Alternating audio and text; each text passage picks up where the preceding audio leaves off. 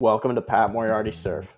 I'm here to spread some stoke and prove that with a little bit of training and a little bit of adventure, anyone can go from a kook to chasing some of the best waves on planet Earth.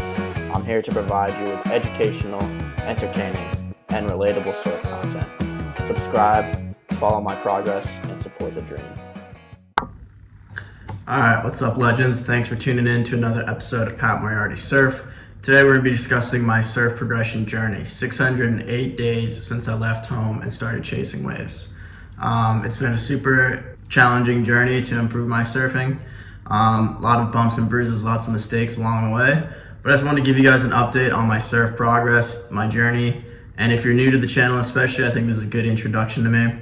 So I'll start by talking about the project I essentially set out on a few years ago and where I am today. So in September of 23, I became quite disenfranchised with my past life, being a banker working with a corporate job. I was 23, 24, single, very unmotivated, resorting to bad habits pretty much every day of the week. And I found a lot of solace in surfing. And so I really chose at that point to try and direct more energy and attention to surfing and see where it would take me. So I had this crazy idea of just committing everything I have to surfing and seeing how far that could take me. And we're about 608 days into the journey, which is super exciting. So I want to take you through a few videos, starting from the very beginning, where I just started to learn. So the story on my surfing is I first touched a surfboard in 2020. That was in Sydney, Australia. I was studying abroad there with a few friends. That's when I first touched a surfboard, and then was sort of on and off, living in the east coast of America, maybe being able to surf a handful of times a year until I really got the bug around 2023. And that's when I started to commit more time and effort to it. But as those of you guys on the east coast know, it's really challenging to improve your surfing if you can only get out a few times a month and you're not really testing yourself on super powerful waves. So what I did was I quit my job, saved up some money, and then bought a one-way ticket to Indonesia, and essentially have been just training for surfing since then. Hopped around to a few different places, sort of let the surfboard take me around the world, and now we're here. So 600 days of surf progression. Let's get into it. All right, so we start in Nosara, Costa Rica. This is just before I left in 2023, so the summer of 2023. You can see I'm on a longboard. I got my poop stance rocking out. And to be honest, looking back on these videos, it's just super fascinating to see. Just doing anything I can to catch a wave, to ride a wave, not even really worried about turning or anything like that. And to be honest, I was super stoked on it. So something to keep in mind is like when you are developing in surfing, you sort of change your goalposts as you improve a little bit. And there's nothing wrong with just being super stoked on going straight on knee-high waves and having a ton of fun. So if you're in that part of your progression, enjoy it. And let's fast forward about, this is about a year in. So this is the next summer when I'm in Indonesia. This is after a full year of really training for surfing.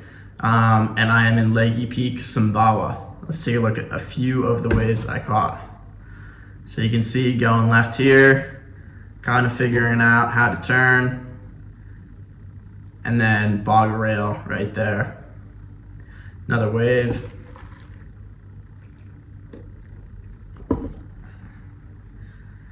And you can see I'm sort of trying to figure out how to turn here. I'm sort of giving a lot of effort and energy to it. My body's still quite tense, and I've seen other people turn, and then I'm trying to replicate that in the water.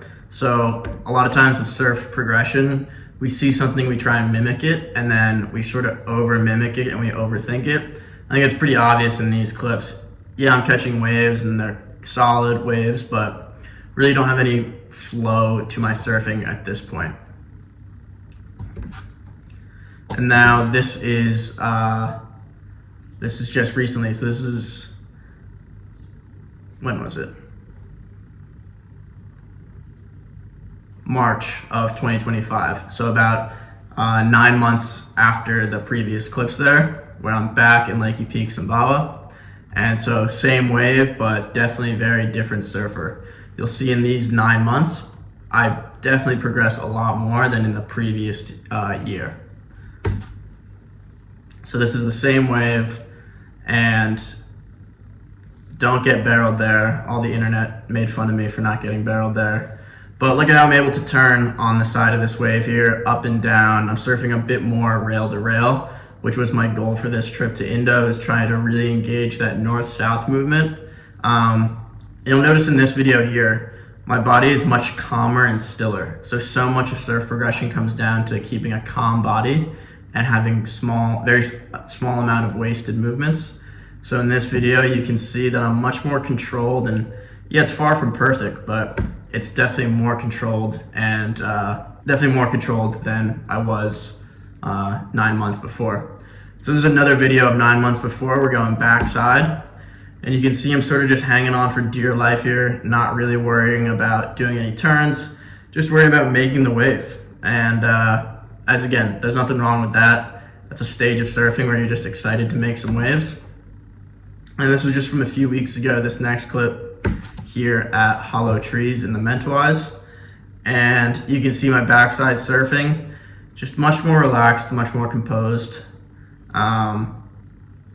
Using my upper body to create some torque, got a bit better form in the lower body. I'm still working on squaring up my hips to go face forward instead of that poop stance where I'm facing side to side. But you can see just much more confidence and composure on the waves. And the only way to do that is to spend a bunch of time on the waves. But did you get barreled? That's what everyone wants to know. And this was a clip from Lakey Peak as well. This was a low tide, the wave was forming, and bang, I got barreled. How sick is that? So all the dudes on the internet who were making fun of me for that last wave, there you go. I finally got barreled. People were like chirping me so hard, saying I could never get barreled. But hey, I did it. So kids watching at home, shoot for the stars, because one day you might get barreled too. The thing about getting barreled though is, like, if you're going straight and you're going fast, I think anyone can really do it. It's more about overcoming that wall in your head. Not all barrels are created the same. That barrel was a pretty easy one in my opinion. I just dropped in, had to pump, and then the wave kind of just threw over me.